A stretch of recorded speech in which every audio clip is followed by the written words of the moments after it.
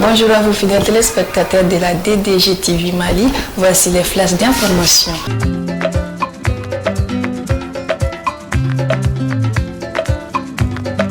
La commission de la rédaction de l'avant-prochain de la Charte nationale pour la paix et la réconciliation nationale a poursuivi ses consultations en rencontrant les membres du Conseil national de la transition CNT le vendredi 21 février 2027. Cette rencontre présidée par Ousmane Youssouf Maïga a permis de rappeler l'importance du rôle de la CNT dans la société malienne.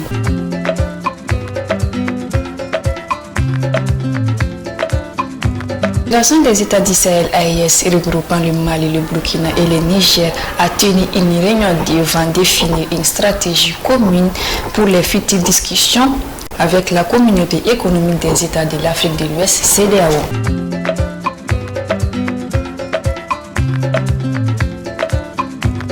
Dans un communiqué rendu public ce dimanche 23 février, l'état-major général des armées a annoncé la poursuite des opérations de sécurisation et de stabilisation du territoire par les forces armées maliennes réformées, tout en dressant le bilan des missions menées ce jour-là.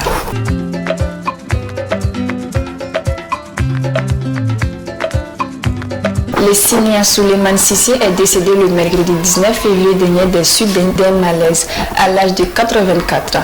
L'annonce de sa disparition a suscité une onde de choc dans le monde de la culture et du cinéma en particulier, surtout à quelques encablures du FESPACO. Ces obstacles ont eu lieu le vendredi dernier à son domicile à Niaré-la-Sud.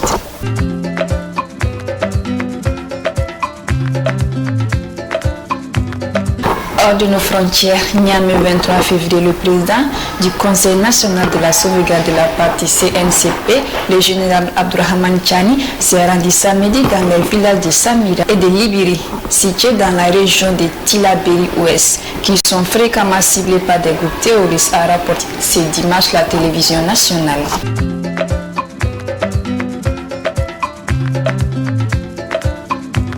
Toujours au Niger, les autorités nigériennes ont annoncé le lancement imminent de l'exploitation industrielle du cuivre dans la région nord-désertique du pays, marquant une nouvelle étape dans la diversification de son secteur minier, historiquement dominé par l'uranium.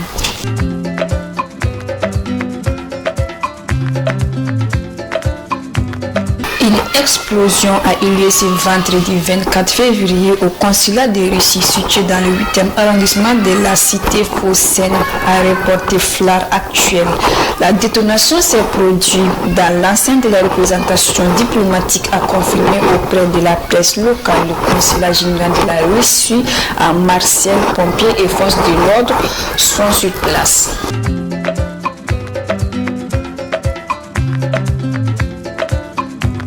À une semaine, Donald Trump et Vladimir Poutine ont pu être en mesure d'établir l'équilibre des pouvoirs dans le tableau de la politique internationale. Tout cela a commencé le 12 février avec un appel selon lequel les deux dirigeants feraient des compromis pour établir les relations bilatérales et trouver une solution à la guerre en Ukraine il y a 3 ans après l'invasion russe.